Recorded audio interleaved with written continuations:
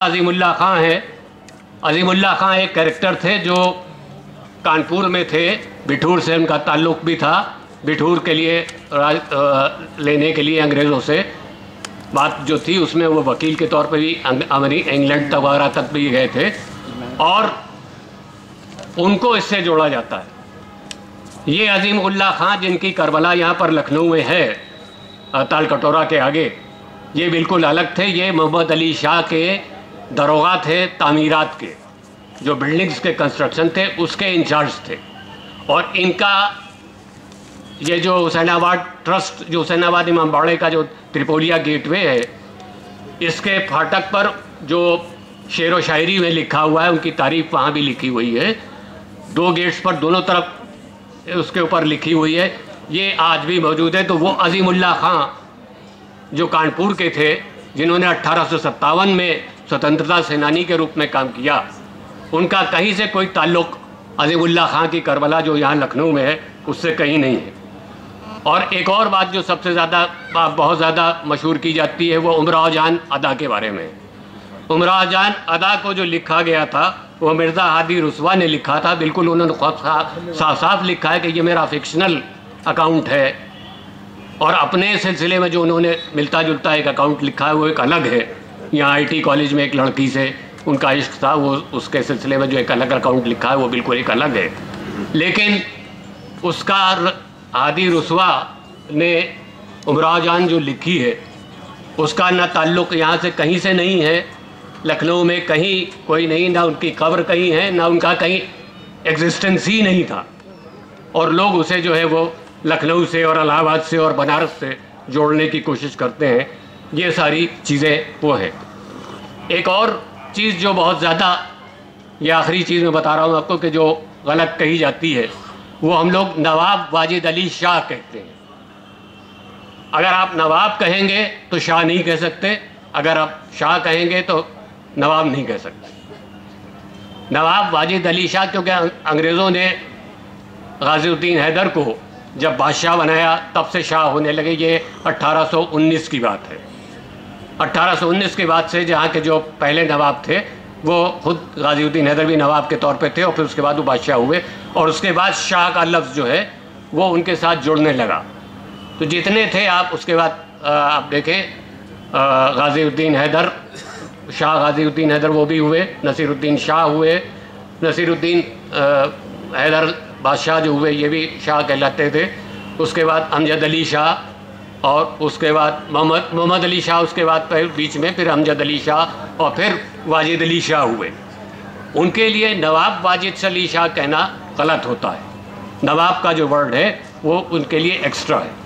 तो ये इस तरह की भ्रांतियाँ हैं, और इसके फैलाने में कुछ हद तक हमारे ऐसे लेखकों का भी कंट्रीब्यूशन है उसमें। तो मैं इसलिए इस बात को ज़्यादा एम्फसाइज़ करना चाह रहा हूँ कि अगर आप वाकई इंसाइक्लोपीडिया बनाना चाहते हैं तो पहले इन भ्रांतियों को भी आपको दूर करना होगा, तब आप इंसाइक्लोपीडिया के रूप में उसे प्रस्तुत कर सकेंगे। वरना कहानी किस्से के रूप में और चटखारेदार चीज़ों के रूप में बहुत सी चीज़ें हैं वो हो सकती हैं। कुछ लोग हो सकता है कि इस बात से मेरी नाराज़ भी हुए हो, और एक शेर इसी तरह से उससे कह करके मैं ख़त्म कर रहा हूँ अपनी। हाँ, एक बात मैं और कहना चाहूँगा जो पढ़ने वालों के सिलसिले में भी है। पढ़ने वालों के सिलसिले में एक बात यह है, एक रहीम का या बिहारी का एक चौपाई है कि ए गंधी मती अंध तू, इतर दिखावत का ही, कर फुलेल को आचमन मीठो कहत सराही।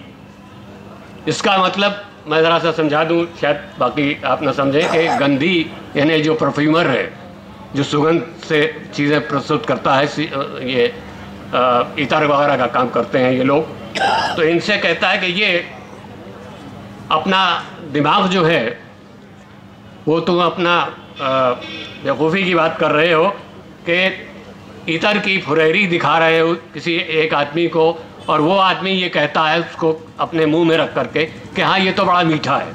यानी उसको ये भी फर्क नहीं मालूम है कि सूंघने की चीज़ क्या है और खाने की चीज़ क्या है, और उसको भी वो उसके सामने तुम अपनी चीज़ें रख रहे हो। तो एक इसमें थोड़ा सा पाठकों का भी वो है कि पाठक को भी इसका ज्ञान होना चाहिए कि वो क्या चीज़ पढ़ रहा है, क्यों पढ़ रहा है।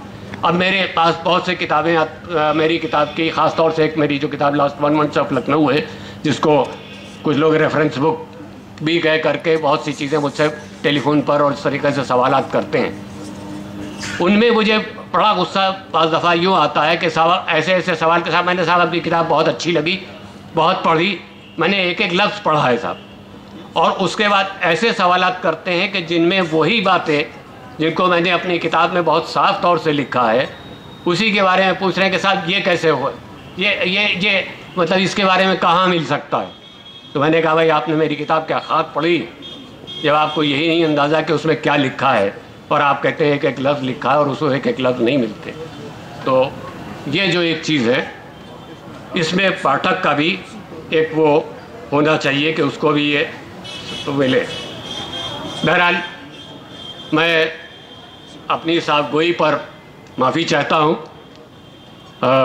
एक शेर ये भी है कि ऐ साफ गोई जा कोई दीवाना और देख, सच बोल बोल मैंने बहुत दोस्त खो दिए। हो सकता है आज बहुत से लोग मेरे जो दोस्त हैं वो अब दोस्त न रहें इन बातों को सुन करके। बहरहाल मैं उनसे माफ़ी चाहता हूँ, लेकिन मेरा मतलब ये है कि इंसाइक्लोपीडिया जब आप बनाएं तो मेरा ये ख्याल करके बनाएं कि ये एक ज्ञान कोश होना है, इसको कोई तफरीह या अफसानागिरी या इस तरीके की कोई चीज़ नहीं बनती है। इसको जो कुछ बनना है वो एक ऑथेंटिक इंफॉर्मेशन की चीज़ होना चाहिए। शुक्रिया।